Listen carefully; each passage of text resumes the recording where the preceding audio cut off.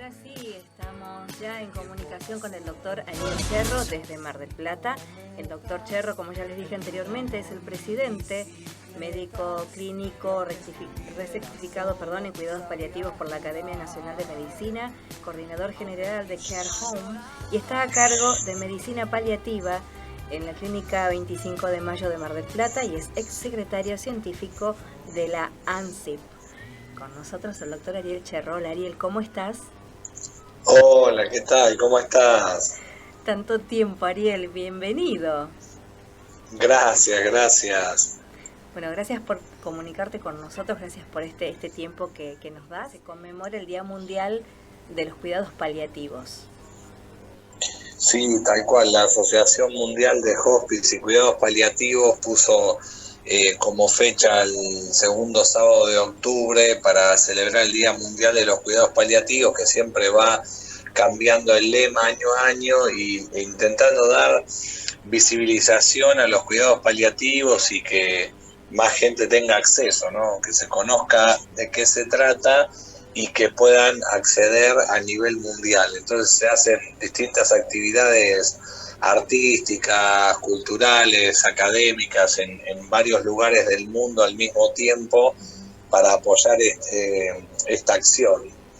Bueno, vos fuiste quien tuvo el puntapié para hacer una movida muy grande en el mes de agosto. Esa fue una de las actividades. Pero vamos a hablar entonces con esta cuestión de concientizar, de hacer saber que uno no está solo, que puede contar con cuidados paliativos. ¿Qué son los cuidados paliativos? Bueno, los cuidados paliativos son una estrategia para mejorar la calidad de vida de las personas que tienen enfermedades que llamamos amenazantes para la vida, ¿no? Que probablemente no tienen una curación concreta o van a limitar la expectativa de vida de la persona.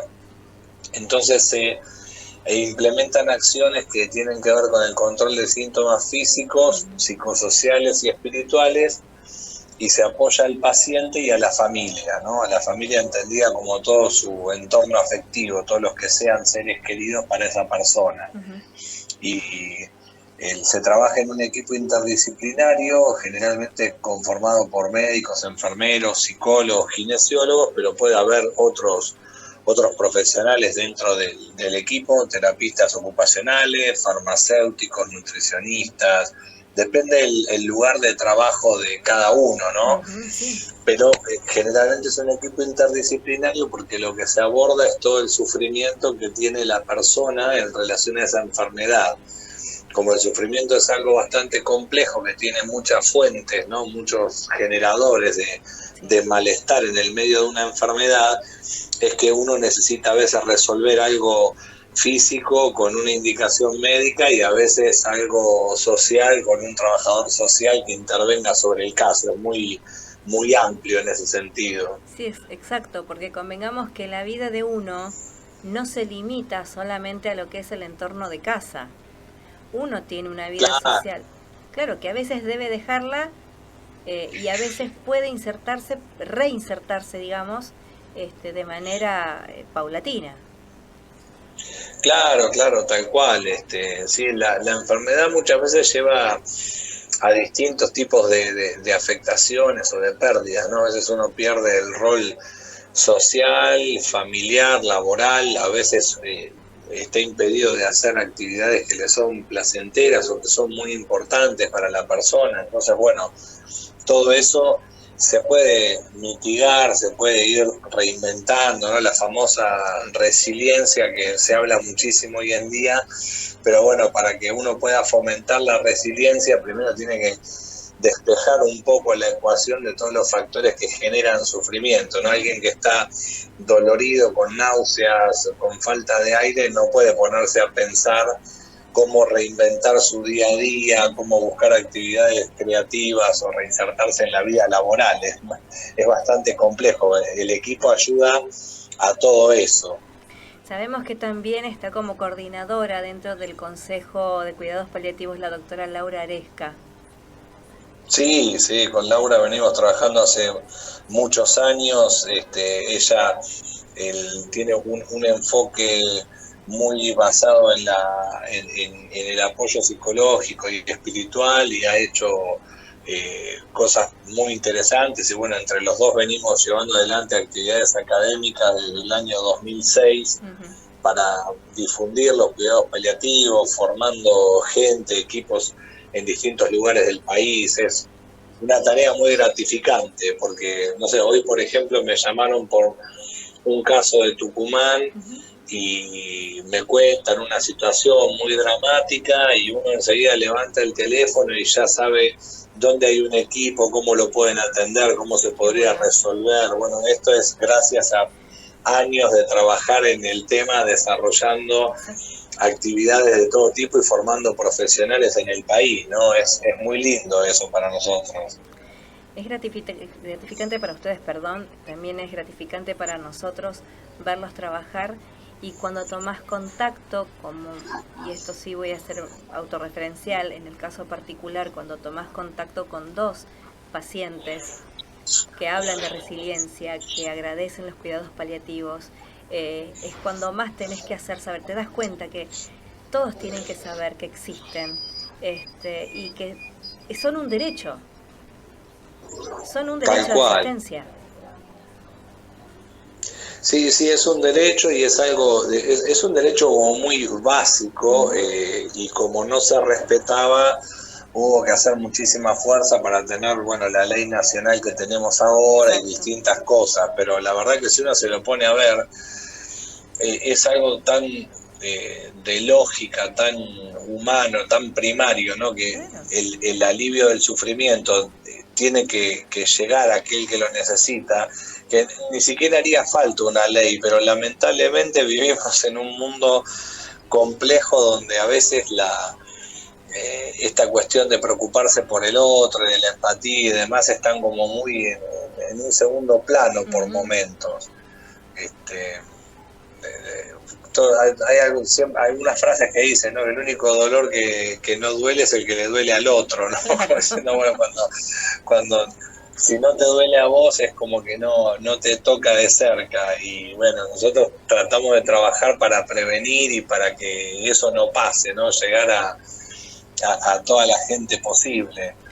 Este trabajo de ver al otro, que es dejarse ver también uno mismo. Hablaste de empatía, de ponerse en los zapatos del otro, de poder ayudar, de ser solidario, de ser humano. Y cuando te digo esto también hablo de los médicos, porque hay muchos médicos que también deberían tomar esta formación.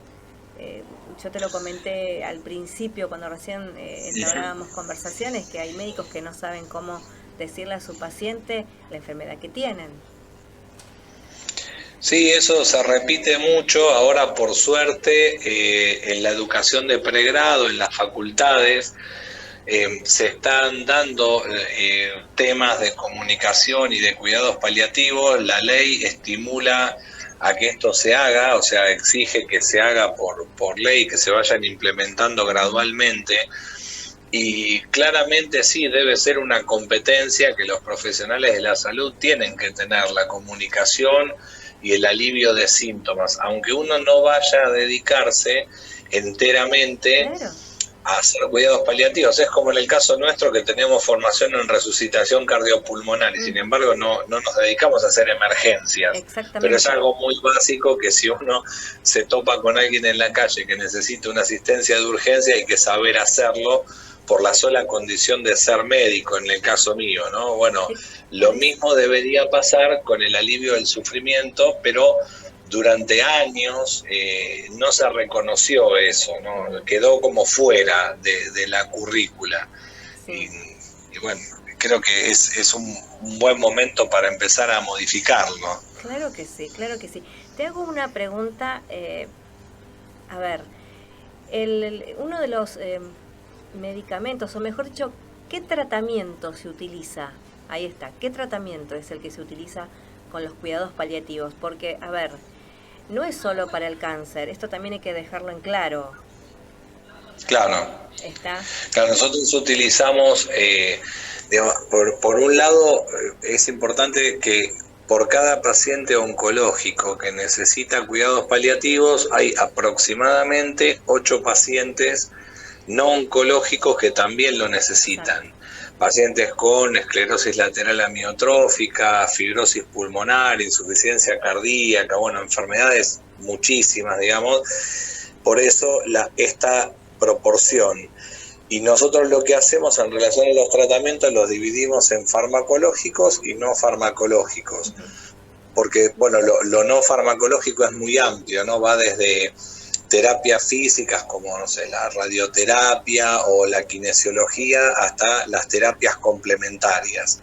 Y después, por otro lado, dentro de lo que es lo farmacológico, nosotros, como hacemos control de síntomas, utilizamos muchos fármacos distintos de acuerdo al síntoma. Por ejemplo, en el dolor utilizamos los opioides como la morfina, la metadona, la oxicodona, antiinflamatorios, utilizamos corticoides, analgésicos que llamamos adyuvantes, que en realidad son, por ejemplo, anticonvulsivantes o antidepresivos, pero nosotros los usamos porque de algún modo alivian el dolor, por eso se llaman adyuvantes. Y después, de acuerdo al síntoma, uno va usando otras estrategias, porque, por ejemplo, en las náuseas tenemos toda una serie de medicamentos que se llaman antieméticos que son muy diferentes, ¿no? La metoclopramida, el ondansetron, los cannabinoides, bueno, hay un montón de fármacos que sirven, en ese caso, por ejemplo, para aliviar las náuseas o los vómitos. Lo mismo con la falta de aire o la tos, o sea, cada síntoma tiene una estrategia farmacológica que es diferente según el síntoma que estemos tratando. Eso es sumamente importante también para saber que tienen, dentro de los tratamientos son múltiples opciones para tratarlos, que no es uno solo, como se pensaba hace mucho tiempo, cual, ¿no? Digo, como se pensaba hace mucho tiempo también. Claro, sí, por un lado también hay otra cosa que está bueno que conversemos esto, porque mucha gente piensa que los cuidados paliativos son solamente como algo alternativo, complementario, que es solamente acompañar y que no tiene sustento científico, y es al revés. Nosotros siempre decimos que deben ser cuidados compasivos y eficientes, o sea que nos fundamentamos en la medicina basada en la evidencia, lo que hacemos son cosas que están estudiadas y probadas, y por otro lado lo hacemos de un modo compasivo, que va desde reconocer el sufrimiento del otro hasta ayudarlo a trazar sus directivas anticipadas, cómo quiere ser tratado, dejar cuestiones de legado a su familia, al mundo, a la sociedad, lo que sea, ¿no? Vos sabés que ayer me acordaba mucho de las charlas que teníamos con vos y con Laura, cuando se leyó la carta de César Massetti. Y recordé mucho el tema del acompañamiento y de cómo uno decide y el deseo expresado, ¿no? Creo que también cuenta, tenga que ver o no, pero digo, esa carta me recordó muchas de las charlas que hemos tenido con ustedes. Claro, porque en ese caso, por ejemplo, una persona que está asistida por un equipo de cuidados paliativos y simplemente comenta o escribe de puño y letra cómo quiere ser tratado, el equipo va a priorizar esa asistencia para esa persona, va a tratar de que se cumpla el deseo que tiene la persona de dónde quiere fallecer o cómo quiere ser asistido, simplemente hasta dónde debemos llegar con las cosas médicas y hasta dónde no. En cambio, cuando no se respeta eso, viene ahí lo que se llama las directivas anticipadas, ¿no? Una persona tiene que recurrir a hacer un escrito y poner una persona subrogante para que se respeten sus derechos. ¿Por qué? Porque si queda librado al azar o a la evolución de la enfermedad y la asistencia médica, puede ser que uno termine en una terapia intensiva cuando en realidad era algo que no deseaba, por ejemplo, ¿no? Bueno, eso es lo que siempre nos dice la doctora Susana Ciruzzi, que trabaja con nosotros hace mucho tiempo, también es abogada, es como nuestra referente legal en lo que es cuidados paliativos, que ella siempre dice, cuando hace falta legislar sobre algo es porque hay algún derecho vulnerado, ¿no? O sea, algo está pasando, si no, no necesitaríamos una ley. Y bueno, creo que las directivas anticipadas, por un lado, son una buena noticia y es un elemento muy interesante. Por el otro lado, es lamentable porque quiere decir que lo que uno dice no siempre se respeta. Entonces hay que dejarlo asentado de alguna manera que lleve a que esto se cumpla.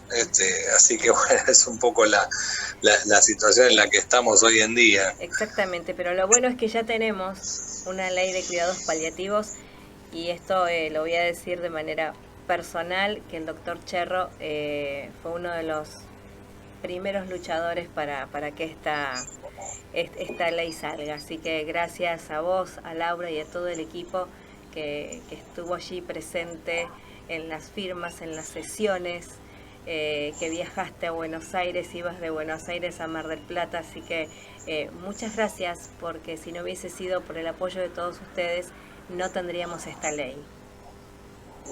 Muchísimas gracias, Mariel, muchísimas gracias a vos. La última pregunta es si te encontraras en algún momento, creo que te la hice en una de las charlas, digo, si te encontraras hoy en algún momento con el joven que empezó a estudiar, viendo todo este trayecto y estos logros que se han hecho en cuidados paliativos, ¿qué le dirías? No sé, buena pregunta, pero nada, que valió la pena probablemente, ¿no? Que todos los esfuerzos valieron la pena, porque viene siendo una época de cosechar muchos frutos del esfuerzo de muchísimos años, ¿no? De cosas que uno sacrifica por esta profesión y de repente ves que está el resultado. Entonces quizá aquel joven estudiante de bolsillos flacos, digamos, que empezó con esta carrera y a hacer un montón de cosas, a veces con pasión y con mucho amor por la profesión y a veces sin ver a dónde te va a llevar, hoy en día ver los resultados es como decir, bueno, valió la pena, ¿no? Claro que sí, porque siempre vale la pena. Siempre. Ariel, yo te agradezco muchísimo este tiempo, porque sé que estás en consultorio, estás atendiendo. Te agradezco mucho tu tiempo, esta charla, y que siempre, cada vez que tomo el teléfono y te mando un mensaje, consulta número 15.904, vos estás ahí. Consulta quiere decirnos que estoy haciendo una consulta médica, sino, Ariel, mira, ¿qué te parece esto? Él está ahí, al igual que Laura. Así que millones de gracias. Gracias a vos, María, gracias por todo el apoyo para difundir esto. Un abrazo gigante. Un abrazo enorme y saludos a la familia. Gracias, gracias. Porque sin la familia esto tampoco hubiese sido posible sin ese apoyo. Tal cual, tal cual. Bueno, hermosa familia, un beso grande y nos hablamos después. ¿Dale? Gracias, gracias. Chao, chao, hasta luego. Ariel, hasta luego.